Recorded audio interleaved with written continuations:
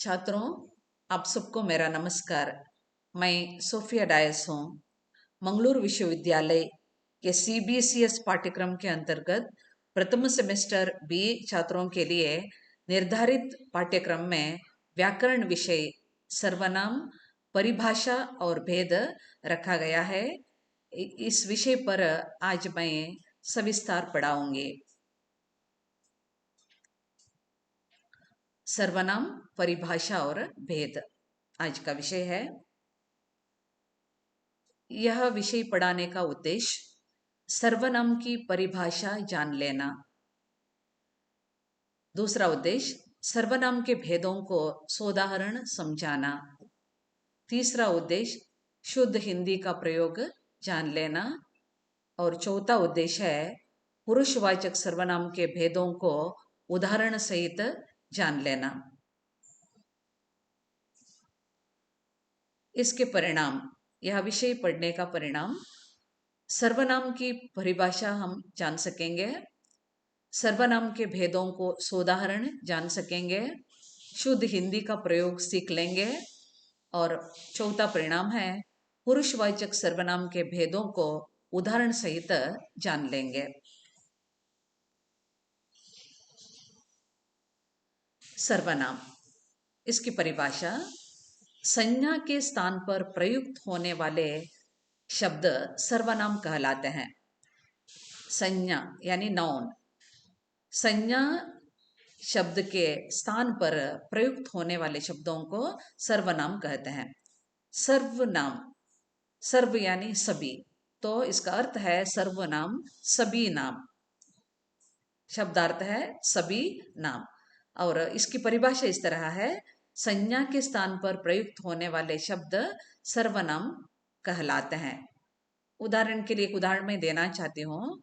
मैं वीणा के घर गई थी लेकिन वह मुझे नहीं मिली। फिर वीणा मुझे नहीं मिली कहने के बदले मैंने बता दिया वह मुझे नहीं मिली। मैं वीणा के घर गई थी लेकिन वह मुझे नहीं मिली। तो यहाँ पर वह शब्द जो है वह वीणा संज्ञा शब्द के बदले में प्रयुक्त हुआ है। सर्वनाम शब्दों के मैंने कई उदाहरण यहाँ पर दिए हैं। मैं, हम, तुम, आप, यह, वह, ये सभी सर्वनाम के लिए उदाहरण हैं। तो मुझे लगता है कि आप सर्वनाम की परिभाषा जान चुके हैं। संज्ञा के स्थान पर प्रयुक्त होने वाले, संज्ञा के स्थान पर प्रयुक्त होने वाले शब्द जो हैं वे सर्वनाम शब्द हैं। सर्वनाम के 6 भेद हैं। पहला भेद पुरुषवाचक सर्वनाम, दूसरा भेद निश्चयवाचक सर्वनाम, तीसरा भेद अनिश्चयवाचक सर्वनाम, चौथा भेद संबंधवाचक सर्वनाम, पांचवा प्रश्नवाचक सर्वनाम और छठा भेद है निजवाचक सर्वनाम। अब पहला भेद, सर्वनाम का पहला भेद पुरुषवाचक सर्वनाम। इसकी परिभाषा इस तरह है, जिन सर्वनाम शब्दों का प्रयोग वक्ता, श्रोता तथा अन्य के लिए किया जाता है उसे पुरुषवाचक सर्वनाम कहते हैं।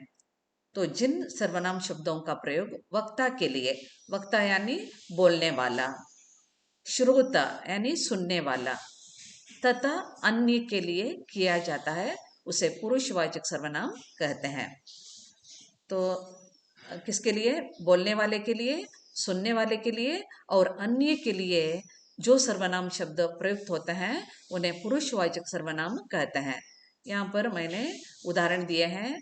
मैं वक्ता के लिए, तुम श्रोता के लिए, वह अन्य के लिए। तो ये एक उदाहरण दिए हैं, इसके बहुत सारे उदाहरण हैं। यदि इसी मैं को बहुवचन में प्रयुक्त करना है तो हम। तो इस तरह ये सभी क्या है? पुरुषवाचक सर्वनाम के उदाहरण हैं। तो पुरुषवाचक सर्वनाम किसे कहते हैं? जिन सर्वनाम शब्दों का प्रयोग वक्ता, श्रोता तथा अन्य के लिए किया जाता है उसे पुरुषवाचक सर्वनाम कहते हैं। इसके तीन भेद हैं। ये जो पहला भेद है सर्वनाम का, पुरुषवाचक सर्वनाम, इसके तीन भेद हैं। पहला भेद है उत्तम पुरुष, दूसरा मध्यम पुरुष, दूसरा भेद मध्यम पुरुष है, और तीसरा भेद है अन्य पुरुष। तो तीन भेद हैं इसके पुरुषवाचक सर्वनाम के। अंग्रेजी में इसे फर्स्ट पर्सन, सेकंड पर्सन और थर्ड पर्सन कहते हैं। उत्तम पुरुष के लिए प्रथम पुरुष भी कहा जाता है। तो इसके तीन भेद हैं, उत्तम पुरुष, मध्यम पुरुष और अन्य पुरुष। पहला भेद है उत्तम पुरुष। इसके लिए प्रथम पुरुष भी कहते हैं, अंग्रेजी में इसे फर्स्ट पर्सन कहते हैं। वक्ता यानी स्पीकर, बोलने वाला, अपने लिए जिस सर्वनाम शब्द का प्रयोग करता है वह उत्तम पुरुष सर्वनाम कहलाता है। तो वक्ता यानी बोलने वाला अपने लिए जिस सर्वनाम शब्द का प्रयोग करता है उसे क्या कहते हैं? उत्तम पुरुष सर्वनाम कहते हैं। उदाहरण के लिए, मैं जाता हूं, तो यहां पर बोलने वाला कौन है? मैं जाता हूं। यदि यह बहुवचन में है तो हम, यहां पर हम घूमने जाएंगे, यह उत्तम पुरुष ही है क्योंकि बोलने वाला है। तो यहाँ पर एक व्यक्ति, यहाँ पर हम में बहुत सारे व्यक्ति हैं, तो बहुवचन में हम होता है। तो मैं जाता हूँ, हम घूमने जाएंगे, उत्तम पुरुष के लिए यह उदाहरण है, फर्स्ट पर्सन के लिए। यानी यहाँ पर बोलने वाला अपने लिए इन शब्दों का प्रयोग करता है, मैं, हम आदि। इसका दूसरा भेद है पुरुषवाचक सर्वनाम का, मध्यम पुरुष। वक्ता द्वारा जिस सर्वनाम शब्द का प्रयोग श्रोता के लिए किया जाता है वह मध्यम पुरुष सर्वनाम कहलाता है। वक्ता यानी बोलने वाला जिस सर्वनाम शब्द का प्रयोग श्रोता के लिए करता है, श्रोता यानी सुनने वाले के लिए जिस सर्वनाम शब्द का प्रयोग करता है वह मध्यम पुरुष है। दैट इज इन इंग्लिश क्या है? Second person. तो यहाँ पर मध्यम पुरुष किसे कहते हैं? वक्ता द्वारा जिस सर्वनाम शब्द का प्रयोग श्रोता के लिए यानी सुनने वाले के लिए किया जाता है वह मध्यम पुरुष सर्वनाम कहलाता है। उदाहरण के लिए, तुम यहाँ आओ, तुम यहाँ आओ, आप हमारे यहाँ आइए। तो यहाँ पर तुम और आप जो हैं वह किसके लिए उदाहरण है? मध्यम पुरुष के लिए उदाहरण है। तुम यानी सुनने वाला, आप सुनने वाला। तो बोलने वाला सुनने वाले के लिए जो सर्वनाम शब्द प्रयोग करता है उसे मध्यम पुरुष कहते हैं।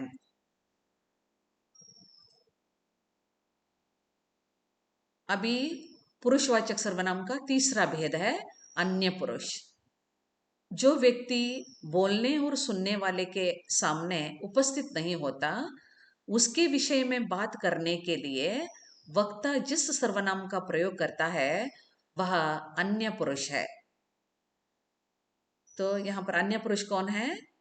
वह बोलने वाला और सुनने वाले के सामने उपस्थित नहीं होता, थर्ड पर्सन, थर्ड पर्सन है अन्य पुरुष। यानी वह बोलने वाले और सुनने वाले के सामने उपस्थित नहीं होता, उसके विषय में बात करने के लिए बोलने वाला जिस सर्वनाम शब्द का प्रयोग करता है उसे अन्य पुरुष कहते हैं। उदाहरण के लिए, वे हमारे घर आ रहे हैं। अन्य पुरुष का उदाहरण है, वे हमारे घर आ रहे हैं। यहाँ पर वे जो है वह यहाँ पर वे क्या है? यहाँ पर नहीं है। मैं और तुम यानी बोलने वाला और सुनने वाला वहां पर उपस्थित रहते हैं, लेकिन जो अन्य है वह बोलने वाले और सुनने वाले के सामने उपस्थित नहीं होता, तो इसे अन्य पुरुष कहते हैं। तो इस तरह पुरुषवाचक सर्वनाम के तीन भेद हैं। तो आप जान गए हैं अभी पुरुषवाचक सर्वनाम किसे कहते हैं, उसके तीन भेद कौन कौन से हैं। तीन भेद, उत्तम पुरुष, मध्यम पुरुष और अन्य पुरुष। उत्तम पुरुष फर्स्ट पर्सन यानी बोलने वाला, मध्यम पुरुष सेकंड पर्सन यानी सुनने वाला, और अन्य पुरुष थर्ड पर्सन है, वह बोलने वाले और सुनने वाले के सामने उपस्थित नहीं होता, उसके लिए जो सर्वनाम शब्द का प्रयोग बोलने वाला करता है उसे अन्य पुरुष कहते हैं। दूसरा भेद है निश्चयवाचक सर्वनाम। जो सर्वनाम शब्द किसी व्यक्ति वस्तु की ओर निश्चय पूर्वक संकेत करता है वह निश्चयवाचक सर्वनाम कहलाता है। जो सर्वनाम शब्द किसी व्यक्ति वस्तु की ओर निश्चय पूर्वक संकेत करता है उसे निश्चयवाचक सर्वनाम कहते हैं। उदाहरण के लिए, यह यह मेरी पुस्तक है, तो किसी किताब को दिखाकर संकेत करके कहते हैं कि यह मेरी पुस्तक है, तो निश्चय करके बताते हैं, तो यह संकेतवाचक भी है। तो यह यहाँ पर क्या है? निश्चयवाचक सर्वनाम है। वह मेरा भाई है, तो उसकी ओर संकेत करके बताया है कि वह मेरा भाई है। तो यहाँ पर वह जो शब्द सर्वनाम शब्द है वह निश्चयवाचक सर्वनाम के लिए उदाहरण है। तो यह, वह, इस तरह संकेत करके बताते हैं। तीसरा भेद है सर्वनाम का अनिश्चयवाचक सर्वनाम। जो सर्वनाम शब्द किसी निश्चित व्यक्ति वस्तु अथवा घटना का निश्चित बोध नहीं कराते उन्हें अनिश्चयवाचक सर्वनाम कहते हैं। तो फिर से मैं इसे दोहराती हूं। जो सर्वनाम शब्द किसी निश्चित व्यक्ति वस्तु अथवा घटना का निश्चित बोध नहीं कराते हैं उसे अनिश्चयवाचक सर्वनाम कहते हैं। उदाहरण के लिए, कोई आया, यहाँ पर कोई निश्चित नहीं है वह व्यक्ति, कोई तो अनिश्चित, तो इसलिए यहाँ पर कोई जो है वह अनिश्चयवाचक सर्वनाम के लिए उदाहरण है। दूसरा उदाहरण है कुछ खड़े हो जाओ। यहाँ पर क्लास में बहुत सारे स्टूडेंट्स होते हैं, विद्यार्थी छात्र होते हैं। कुछ खड़े हो जाओ, पता नहीं किसे खड़े होना है, किसे बैठ जाना है। कुछ यह अनिश्चय है। तो यहाँ पर ये जो उदाहरण मैंने दिए हैं, कोई आया और कुछ खड़े हो जाओ, इसमें कोई और कुछ जो है वह अनिश्चयवाचक के लिए उदाहरण है। अब चौथा भेद है संबंधवाचक सर्वनाम। जो सर्वनाम शब्द वाक्य में आए दूसरे संज्ञा या सर्वनाम शब्द से संबंध बताते हैं। जो सर्वनाम शब्द वाक्य में आए दूसरे संज्ञा या सर्वनाम शब्द से संबंध बताते हैं उन्हें संबंधवाचक सर्वनाम कहते हैं। उदाहरण के लिए, जो काम करेगा वह फल पाएगा। जो और वह, जो काम करेगा वह फल पाएगा। जो सोएगा वह खोएगा। जो, वह, यदि मैं पढ़ता तो सफल होता। यदि और तो यहाँ पर जो सर्वनाम शब्द वाक्य में आए दूसरे संज्ञा या सर्वनाम शब्द से संबंध बताते हैं उन्हें संबंधवाचक सर्वनाम कहते हैं। अगला पांचवा भेद है प्रश्नवाचक सर्वनाम। किसी व्यक्ति वस्तु घटना आदि के संबंध में प्रश्न का बोध कराने वाले सर्वनाम शब्द प्रश्नवाचक सर्वनाम कहलाते हैं। तो यहाँ इस नाम से ही पता चलता है प्रश्नवाचक, यानी इससे प्रश्न का बोध होता है।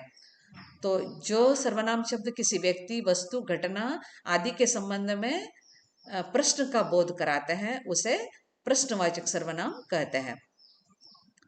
उदाहरण के लिए, आप कहाँ जा रहे हैं, यहाँ पर प्रयुक्त शब्द है कहाँ, प्रश्न, तो यह प्रश्नवाचक सर्वनाम के लिए उदाहरण है। दूसरा उदाहरण है तुमने क्या खाया। यहाँ पर प्रश्नवाचक शब्द है क्या, तो यह क्या जो है वह प्रश्नवाचक के लिए उदाहरण है। तो यहाँ कहाँ और क्या प्रश्नवाचक सर्वनाम के लिए उदाहरण है, यह प्रश्नवाचक शब्द है।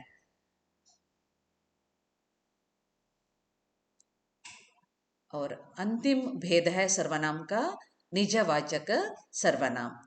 निज का अर्थ है अपना, निज अर्थात अपना। जिन सर्वनाम शब्दों का प्रयोग वाक्य के कर्ता के साथ अपनापन बनाने के लिए किया जाता है, जिन सर्वनाम शब्दों का प्रयोग वाक्य में कर्ता के साथ अपनापन निज के अर्थ में प्रयुक्त होते हैं वे निजवाचक सर्वनाम होते हैं। मैं अपने आप आ गया, मैं अपने आप, तो यहाँ पर कर्ता के स्पष्टीकरण के लिए या कर्ता के साथ अपनापन बनाने के लिए जिन सर्वनाम शब्दों का प्रयोग होता है उन्हें निजवाचक सर्वनाम कहते हैं। मैं अपने आप, गांधी जी अपना काम स्वयं करते थे। तो यहाँ पर ये शब्द निजवाचक के लिए उदाहरण है। अपने आप, स्वयं, स्वयं के अर्थ में, खुद के अर्थ में, निज यानी अपना, खुद, स्वयं, तो ऐसे निजवाचक सर्वनाम कहते हैं। इस तरह सर्वनाम के 6 भेदों को हम अभी जान चुके हैं।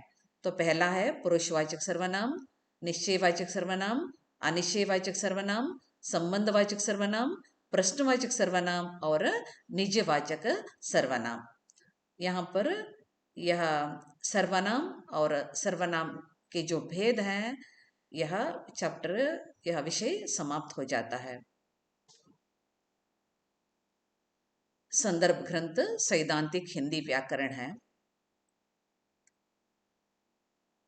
बहुविकल्पी प्रश्न यानी मल्टीपल चॉइस क्वेश्चंस। सर्वनाम के कितने भेद हैं? ये 6, बी 3, सी 4 और डी 2। इसका सही उत्तर है ये 6। दूसरा प्रश्न है पुरुषवाचक सर्वनाम शब्द पहचानिए। इनमें पुरुषवाचक सर्वनाम शब्द कोई, लड़का, वह, क्या। तो पुरुषवाचक सर्वनाम शब्द है सी, वह।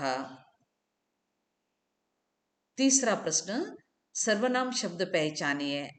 छोटा, तुम, गीता, जल्दी। यहां पर सर्वनाम शब्द है बी, तुम। चौथा प्रश्न इनमें अन्य पुरुष शब्द कौन सा है? कुछ, नीता, बच्चा, वह। तो अन्य पुरुष शब्द है डी, वह। पांचवा प्रश्न पुरुषवाचक सर्वनाम के कितने प्रकार हैं? पहला उत्तर है 5, दूसरा बी 3, सी 4, डी 2। आप जान गए हैं पुरुषवाचक सर्वनाम के 3 भेद हैं। तो सही उत्तर है बी 3।